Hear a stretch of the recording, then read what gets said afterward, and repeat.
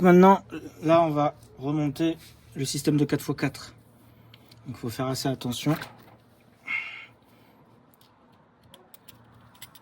que la plaque soit bien, que les tétons soient bien dans leur cran. On va remettre le roulement. Ça, c'est les deux en place. Voilà, moi je vais mettre un petit peu d'huile sur le joint spi.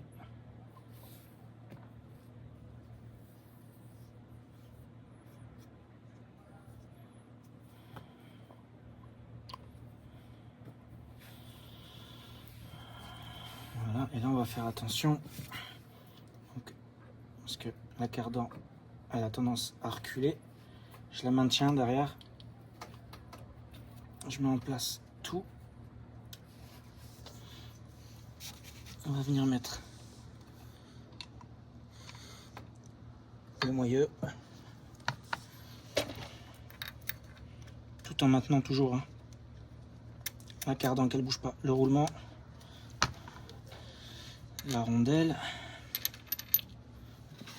Et l'écrou.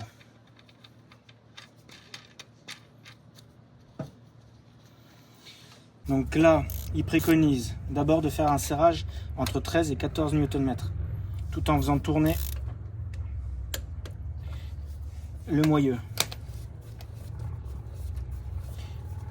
Une fois qu'on a fait ça, on fait tourner les roues pour faire tourner la cardan dans le moyeu. Les roues arrière, donc il faut avoir les 4 roues en l'air. On va desserrer d'un demi-tour.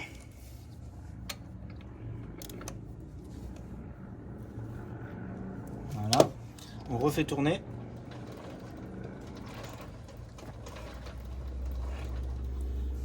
Et là, on va serrer entre 12 à 12 Nm.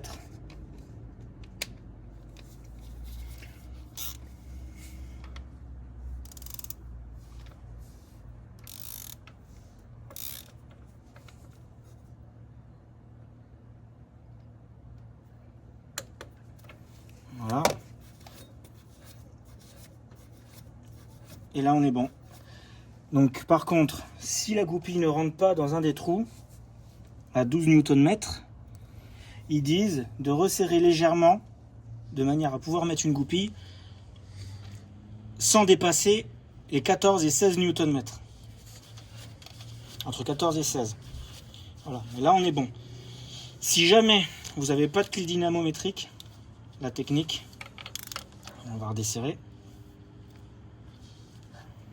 On n'est pas tout à fait à 14 Nm, enfin aux 12 Nm demandés, mais on fait ce qu'on appelle au poids de la clé plus un peu. Donc on lâche la clé, hop, plus un peu. Normalement ils disent même plus un petit quart. Et on est bon. C'est serré. Moi perso je préfère faire à la clé dynamo, comme ça je suis sûr. Il me manque, tu vois, si je fais au pot de la clé, il me manquait vraiment pas beaucoup pour arriver aux 12. Et on est bon. Une fois qu'on a fait ça, on prend une goupille.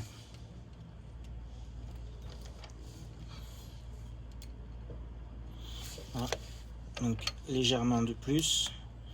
Donc je vais mettre à 14. Là je vais juste serrer un chouïa. Hop. Comme ça je dépasse pas. Hop. Faut jamais desserrer pour pouvoir mettre la goupille. Hop, la goupille rentre. Parfait.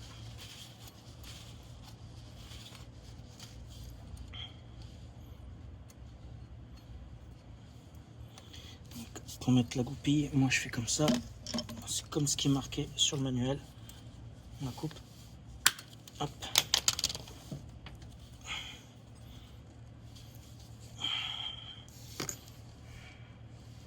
Merde. On recoupe en bas.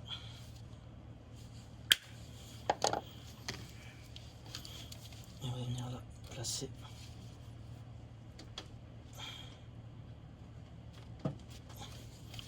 Si j'arrive.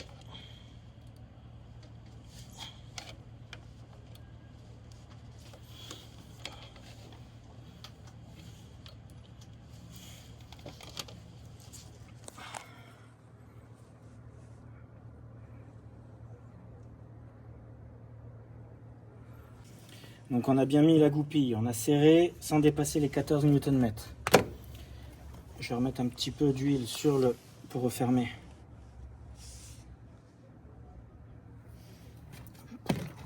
Graisser un peu le joint torique. Légèrement, hein, juste. On va faire en sorte que ça ne coule pas non plus.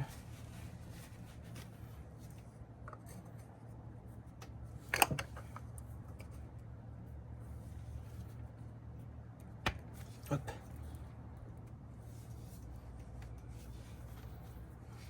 Et on va remettre les vis.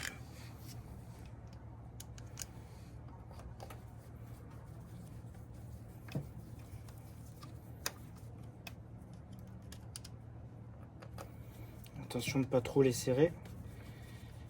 Parce que le cache en plastique, c'est un peu de la merde. Il a tendance à s'écraser et à se couper après.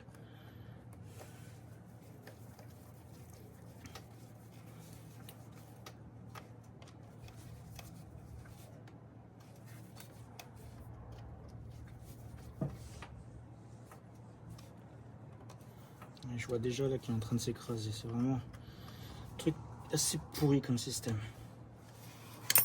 Voilà. Et maintenant, on va remplir le moyeu avec de l'huile propre. Alors,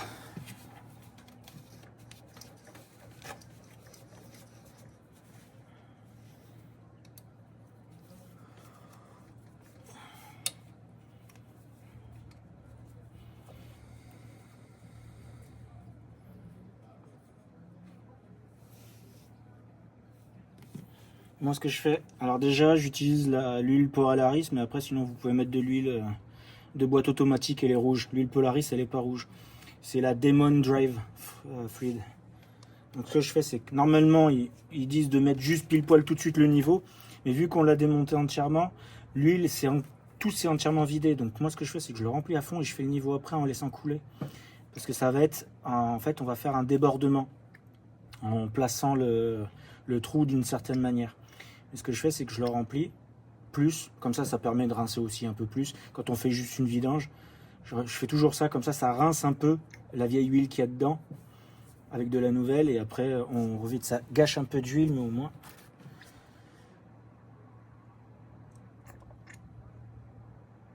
on sait qu'on a de l'huile propre dedans.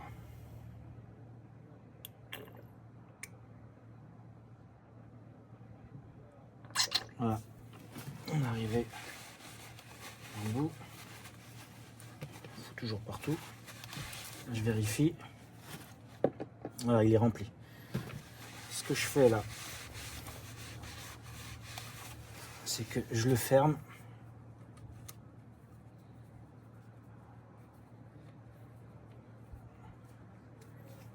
Je fais tourner.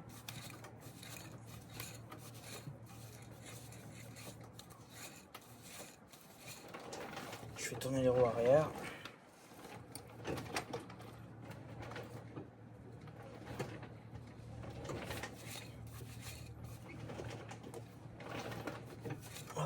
Pour mettre l'huile, que l'huile elle se place vraiment partout. Je rouvre.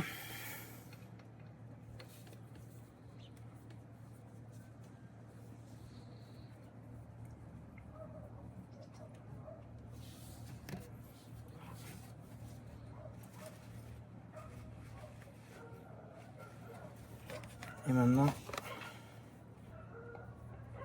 on va mettre le trou à 16 heures.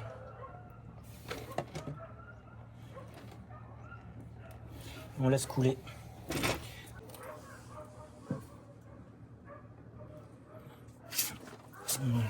Comme ça, en fait, le niveau, il aura juste ce qu'il faut au niveau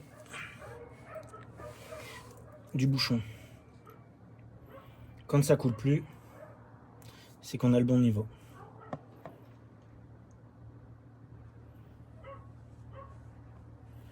Hop.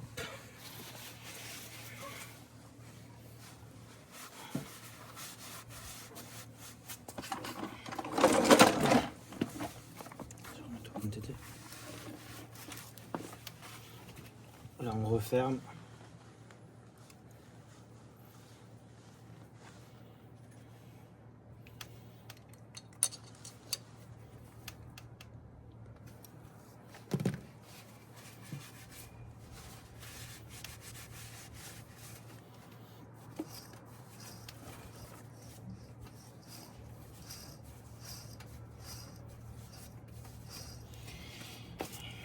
Maintenant on va tester. Ça fonctionne bien.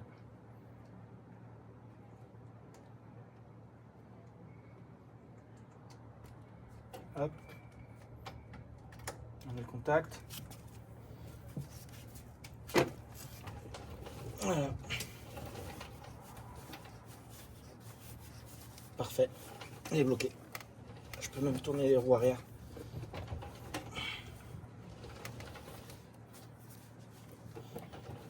Parfait, parfait. Et si je fais en arrière, voilà, tourne en arrière.